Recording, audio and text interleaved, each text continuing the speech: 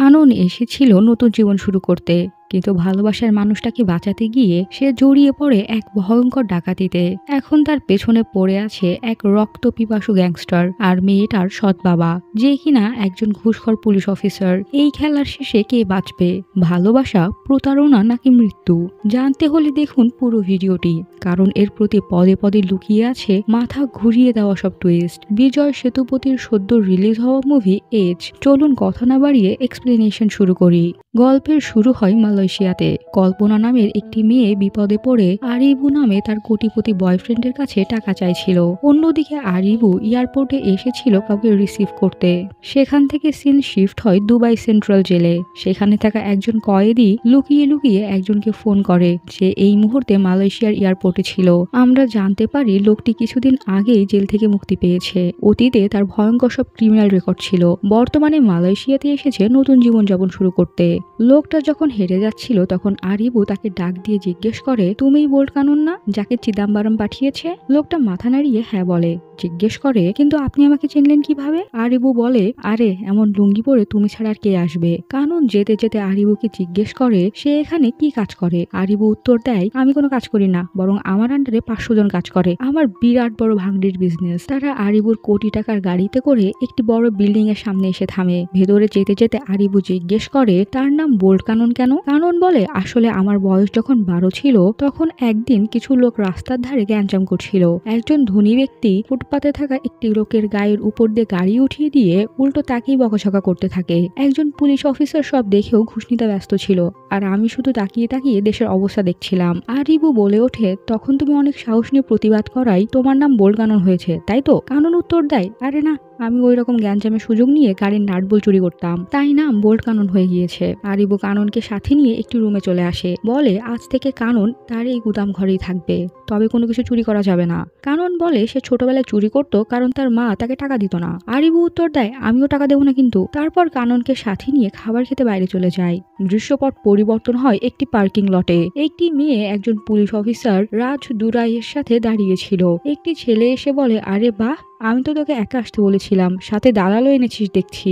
রাজ দুরাই ছেলেটাকে মারতে শুরু করে। তারপর তার ফোন নিয়ে জিজ্ঞেস করে মেয়েটির প্রাইভেট ভিডিওটার আর কোনো কপি অন্য কোথাও আছে কিনা। ছেলেটা না বললে রাজ দুরাই তাকে ওয়ার্নিং দিয়ে ছেড়ে দেয়। ছেলেটা যেতেই মেয়েটা রাজ দুরাইকে ধন্যবাদ জানায়, কিন্তু যখন তার কাছ থেকে সেই ফোনটা চাই তখন রাজ দুরাই বলে রাতে তার সাথে একটু প্রাইভেট সময় কাটিয়ে ফোনটা নিয়ে যেতে। মেয়েটা বলে রাজ দুরাই পুলিশ অফিসার, তাই সে তার সাহায্য চেয়েছিল, এটা করা ঠিক না। তখন রাজ দুরাই বলে ওঠে, মেয়েটা যদি রাতে তার বাড়িতে না আসে তাহলে সে মেয়েটির ভিডিও নেটে ছেড়ে দিয়ে সব দোষ ওই ছেলেটার উপর চাপিয়ে দেবে। এতে করে মেয়েটার জীবন কিন্তু ঠিকই নষ্ট হয়ে যাবে। মেয়েটা কাঁদতে থাকে, কিন্তু রাজদুরাই কোনো কথা না বলে সেখান থেকে চলে যায়। অন্যদিকে কানন ফিরে এসে সবার প্রথমে ঘরটা খুব ভালোভাবে পরিষ্কার করে, তারপর ফ্রেশ হয়ে বাইরে বের হয়। একটু ঘুরে ফিরে সে একটি বাসে উঠে পড়ে। সেই বাসেই রুকু নামের একটি মেয়েও উঠেছিল, যে বারবার কাননের দিকে তাকাচ্ছিল, তাই বারবার তাদের চোখাচোখি হয়। কানন একটু হেসে বিষয়টি নর্মাল করতে চায়, কিন্তু রুকু তাকে পাত্তা দেয় না। একটু পর একটি লোক নিজের ফোন খুঁজতে শুরু করলে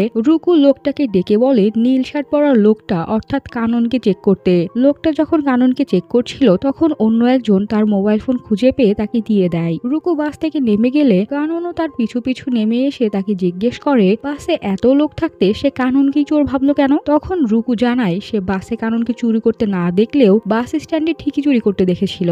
আসলে কয়েক ঘন্টা আগে একজন ভিক্ষুক কাননের কাছে টাকা চাইছিল, কিন্তু তার কাছে কোনো টাকা ছিল না, তাই সে একটি লোকের পকেট থেকে মানি ব্যাগ চুরি করে নিচে ফেলে দেয়। তারপর সেই লোকটাকে ডেকে বলে তার ওয়ালেট নিচে পড়ে গিয়েছে। লোকটা ধন্যবাদ স্বরূপ কাননকে টাকা দেয়। তখন কানন সেই টাকাটা সেই ভিক্ষুককে দিয়ে দিয়েছিল।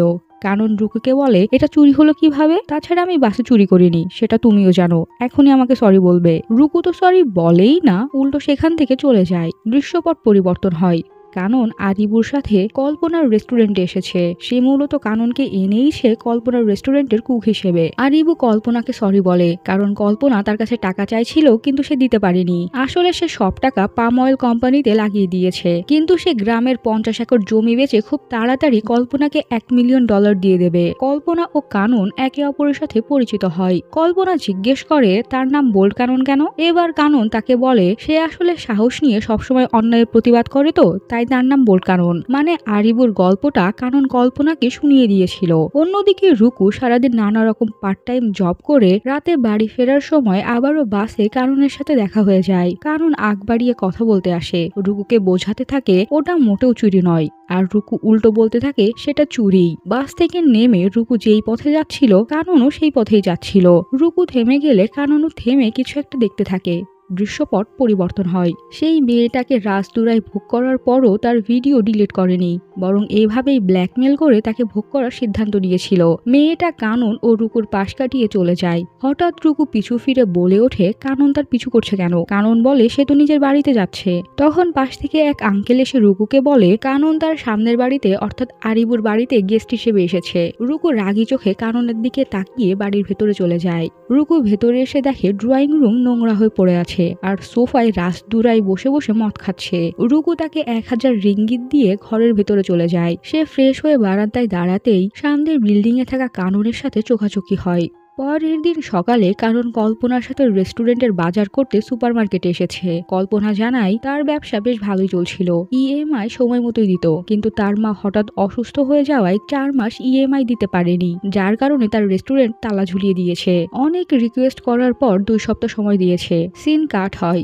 রাতে রুকু একটি বারে পার্ট টাইম ওয়েট্রেসের কাজ করত। তাকে কিছু ছেলে খুবই নোংরা প্রস্তাব দিলে রুকু তার প্রতিবাদ করে এবং মালিককে বিষয়টি জানায়, কিন্তু মালিক ছেলেগুলোকে কিছুই বলে না, বরং রুকুকে বলে ওদিকে যাওয়ার দরকার নেই, তুমি অন্য টেবিল দেখো। এরই মাঝে কানন ও কল্পনা সেখানে কিছু জিনিস সাপ্লাই করতে আসে। কাননকে রুকুর দিকে তাকিয়ে থাকতে দেখে কল্পনা বলে রুকুর বাবা একজন পুলিশ অফিসার এবং বেশ খারাপ মানুষ, তাই তার থেকে কাননের দূরে থাকাই উচিত। রুকু কাননকে একবার দেখে নিজের ড্রেস চেঞ্জ করতে চলে যায়। তারপর বাইরে এসে শুনতে পাই ছেলেগুলো কল্পনাকেও নোংরা প্রস্তাব দিয়েছে, আর মালিক ছেলেগুলোকে এবারও কিছু না বলে তাদের পক্ষ নিয়ে কল্পনাকে বোঝাচ্ছিল এবং সরি বলছিল।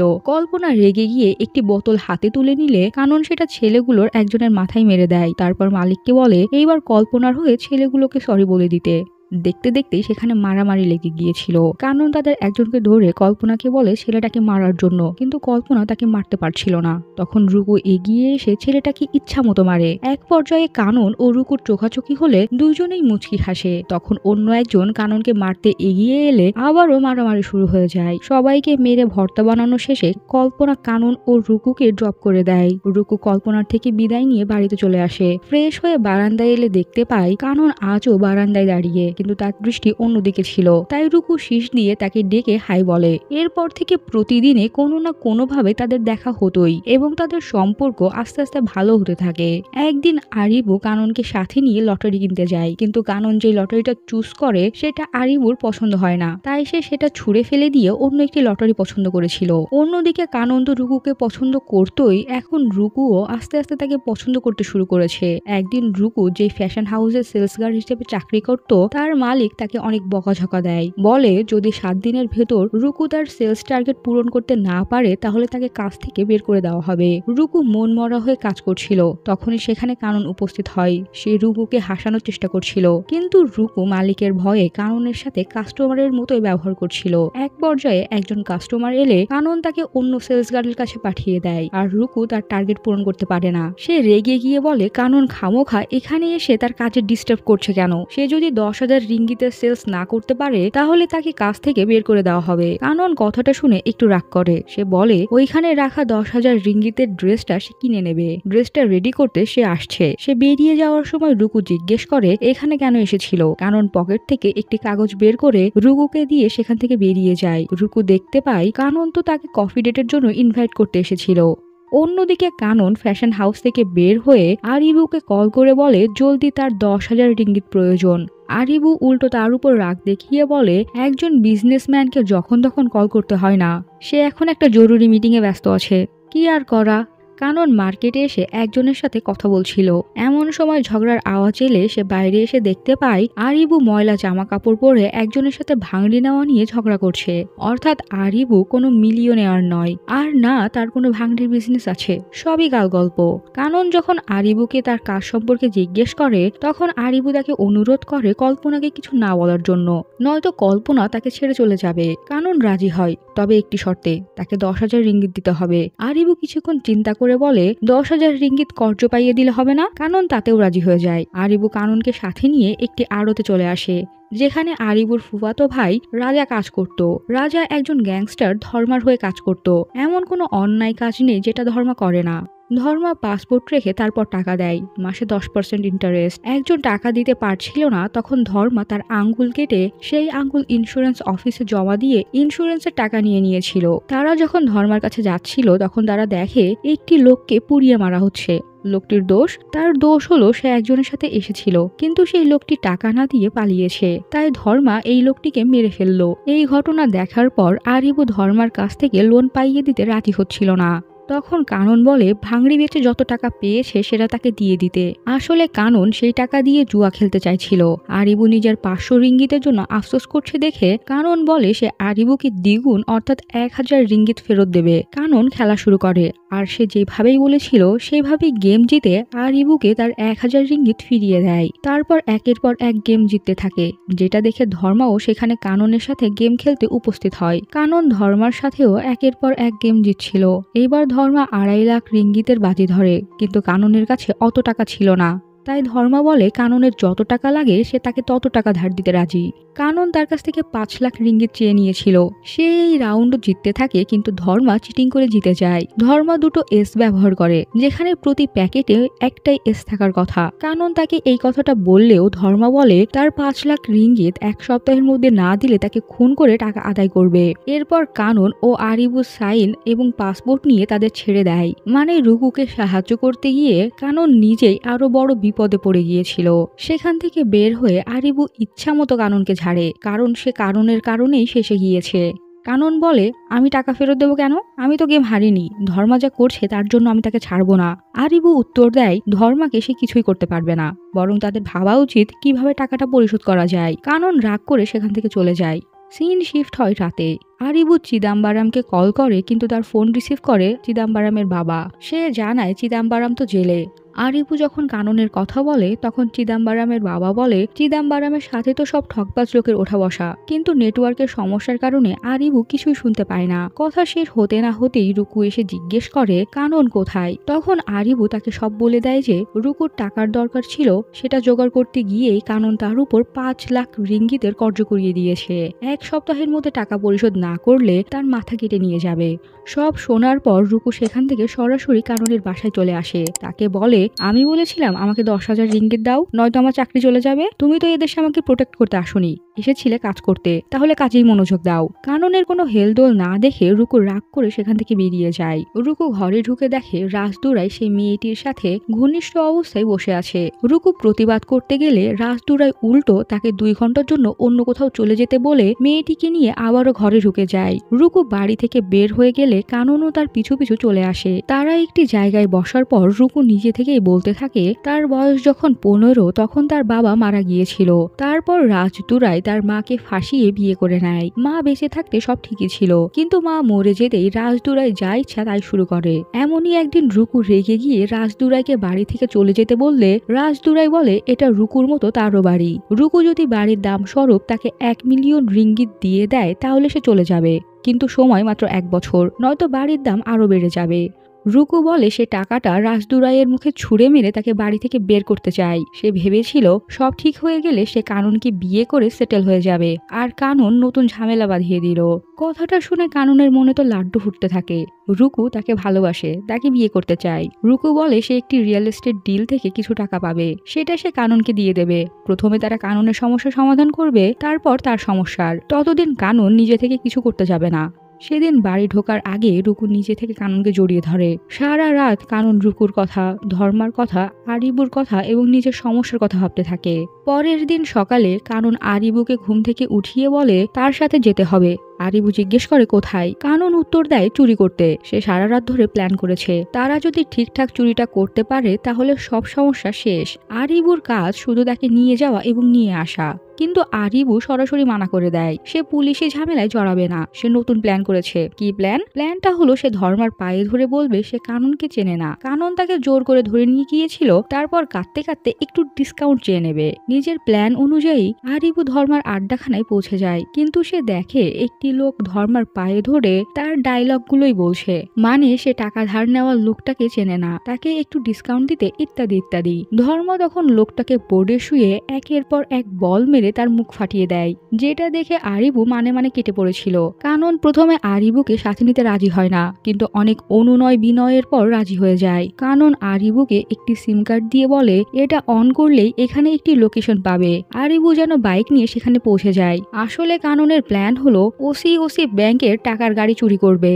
সে এতদিনে খেয়াল করেছে টাকার গাড়িটা কখন কোথায় আসে। সে নিজে নিজে কয়েকটি গ্যাস বোমাও তৈরি করে নিয়েছিল। প্ল্যান অনুযায়ী কানন একটি গাড়িতে উঠে সেটা স্টার্ট করে। টাকার গাড়ি আসতেই সে ট্রাকটা গাড়িতে ক্র্যাশ করিয়ে দেয়। তারপর দ্রুত সেখান থেকে নেমে গ্যাস মাস্ক পরে গ্যাস বোমা ছুড়ে মারে। এতে করে গার্ডরা বেহুশ হয়ে গিয়েছিল আর কানন লকার পর্যন্ত পৌঁছে যায়। কিন্তু একজন গার্ড জ্ঞান হারানোর আগেই ইমার্জেন্সি বাটন চেপে দেওয়ার কারণে লকার খোলার আগেই সেখানে একে একে পুলিশ আসতে শুরু করে। কানন তাদের মেরে খুব মনোযোগ সহকারে লকার খুলে ফেলে।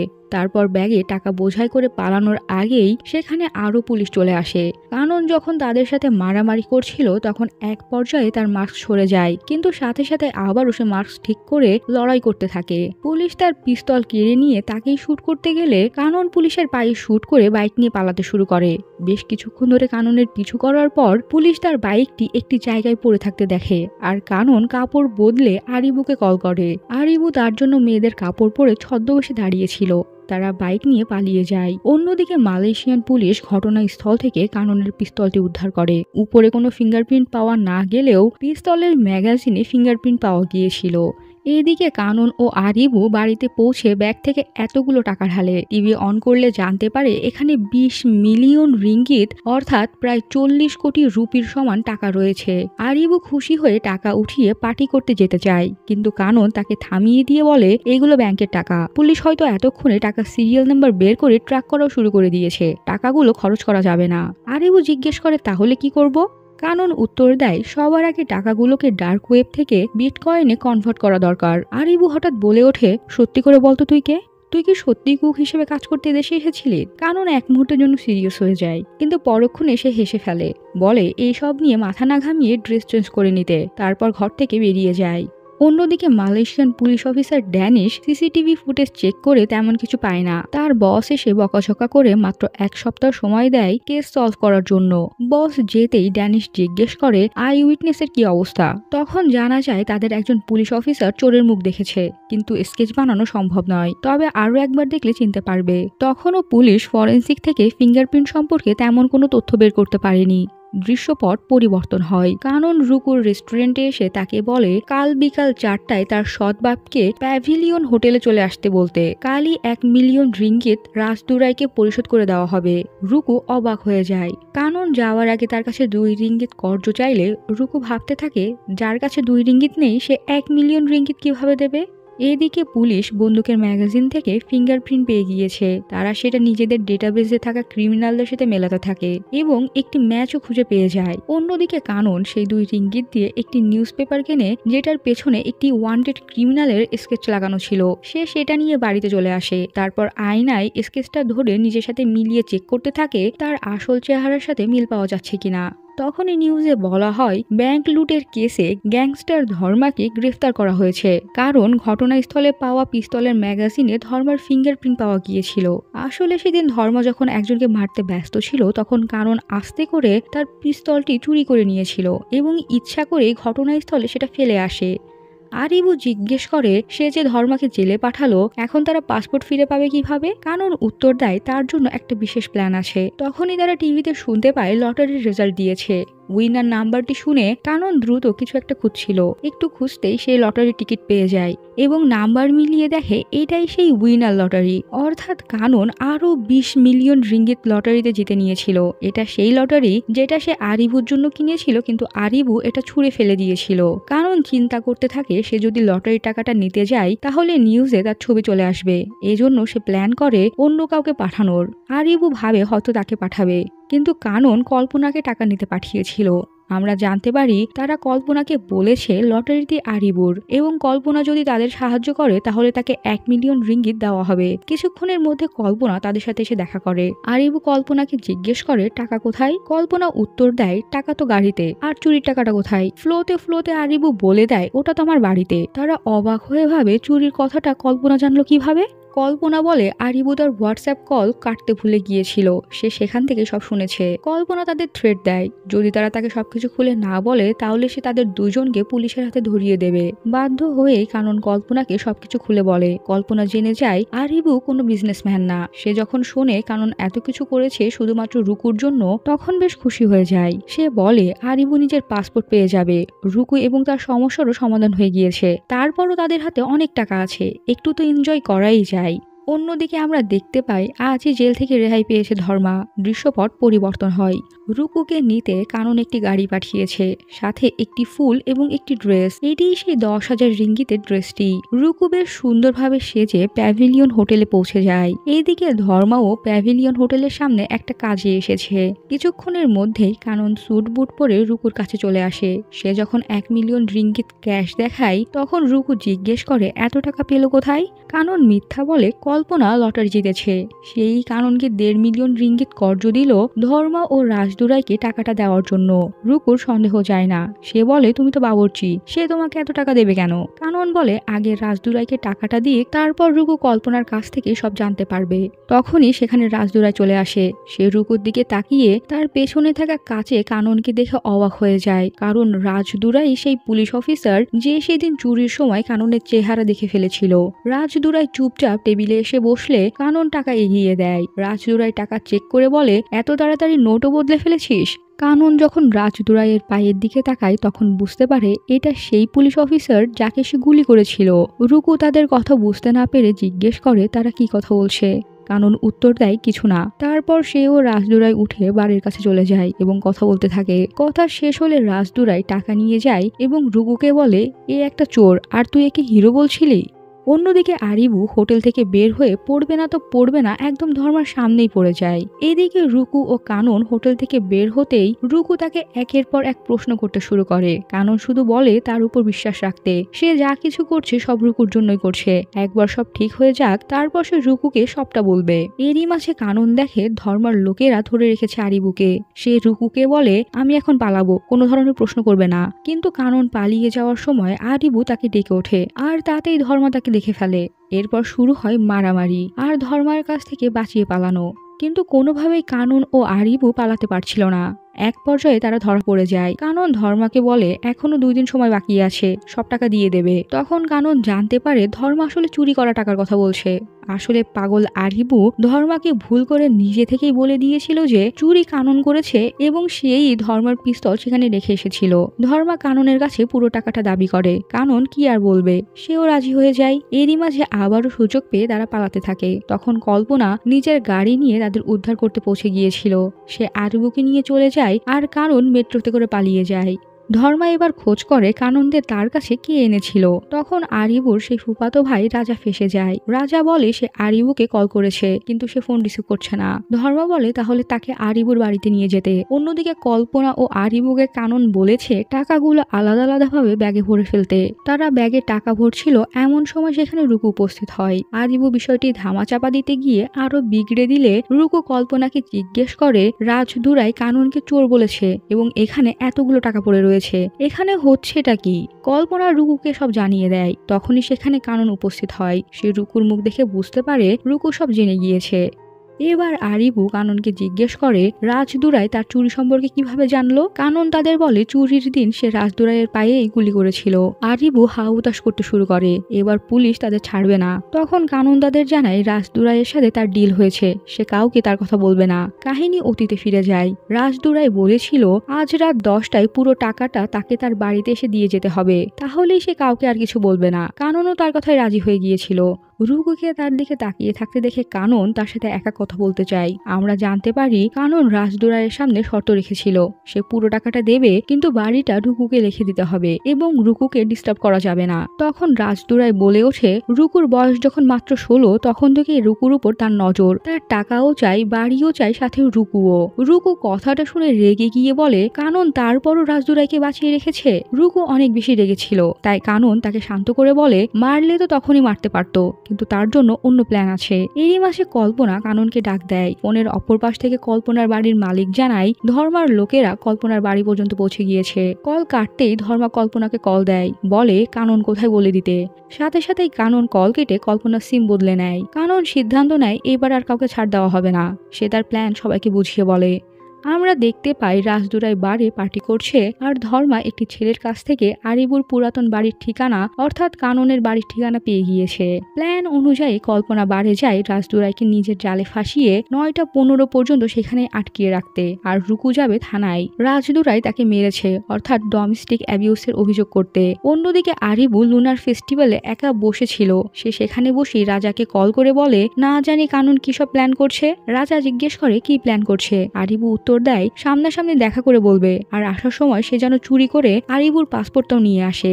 দেখা যায় শুধু রাজা নয়, তার সাথে ধর্মাও সবকিছু শুনছিল। এদিকে কল্পনা জানায় তার পক্ষে আর রাজদুরাইকে আটকে রাখা সম্ভব হচ্ছে না। সে বারবার বলছে জরুরি কাজে যেতে হবে। কানন কিছু ক্যালকুলেশন শেষে বলে তুমি রাজদুরাইয়ের সাথেই থাকো এবং লাইভ লোকেশন শেয়ার করে দাও। এরপর রুকুকে কল করে বলে এক্ষুনি থানায় গিয়ে কমপ্লেইন করো। রাজদুরাই কিছুক্ষণের মধ্যেই পৌঁছে যাবে, তোমাকে তার 5 মিনিট পরে পৌঁছাতে হবে। অন্যদিকে ফেস্টিভ্যালের রাজা একা নয়, ধর্মাকেও সাথে নিয়ে এসেছিল।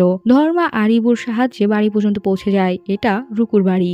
ধর্ম যখন আরিবুকে জিজ্ঞেস করে কানন কোথায়, তখন সে বলে তা তো জানি না। কানন বলল রাজাকে কল করলেই ও আপনাকে সব বলে দিয়ে আমাকে ধরিয়ে দেবে, আমি যেন আপনাকে এখানে নিয়ে আসি। ধর্মা বন্দুক বের করে আরিবুকে ভয় দেখাতে থাকলে হঠাৎ বিদ্যুৎ চলে যায়। যখন ফিরে আসে তখন দেখা যায় কানন হাতে গ্লাভস পরে ধর্মার দিকে পিস্তল তাক করে রেখেছে। কানন ব্যাগে থাকা টাকাগুলো নিয়ে আরিবুকে সেখান থেকে চলে যেতে বলে। এইদিকে রাজদুরাই ও কল্পনা বাড়ির দিকে আসছিল। অন্যদিকে রুকুও পুলিশ সহ বাড়িতে যাচ্ছিল। আরিবু সেখান থেকে যেতেই ধর্মা ও তার লোকেরা কাননকে মারতে শুরু করে। এবার কাননও নিজের জীবন বাঁচাতে তাদের সাথে লড়ছিল। একটু পর আরিবু আবারও ফিরে আসে, কারণ সে কাননকে একা ছাড়তে পারবে না। কানন একে একে ধর্মার গুন্ডাদের ও সবশেষে ধর্মাকেও মেরে ফেলে। ততক্ষণ রাজদুরাই বাড়িতে পৌঁছে গিয়েছে। গাড়ি থামতেই কল্পনা লুকিয়ে পড়েছিল। রাজদুরাই তাকে খুঁজে না পেয়ে টাকার ব্যাগ সহ বাড়ির ভেতরে চলে আসে। সে দেখে অনেকগুলো লোক মাটিতে পড়ে আছে আর পাশেই টাকার ব্যাগ। লোভী রাজদুরাই টাকাটা চেক করে দেখে এইগুলো তো চুরি হওয়া টাকা। সে কিছু একটা আঁচ করতে পেরে নিজের বন্দুক বের করতেই কানন তার উপর হামলা করে। রাজদুরাই বলে এত মানুষ মেরে একজন পুলিশ সদস্য মেরে কানন কখনোই বাঁচতে পারবে না। কাননের মনে পড়ে যায় রাজদুরাই রুকুকে নিয়ে কত খারাপ খারাপ কথা বলেছিল। তারপরও সে নিজেকে সামলে রাজদুরাইয়ের আনা টাকাগুলো নিয়ে বাড়ি থেকে বেরিয়ে যায়। মানে রুকুর বাড়িতে এখন শুধু ব্যাংকে লুট হওয়া টাকা পড়েছিল। রাজদুরাই পড়ে থাকা টাকাগুলো ব্যাগে ভরতে শুরু করে। তখনই সেখানে রুকু উপস্থিত হয়।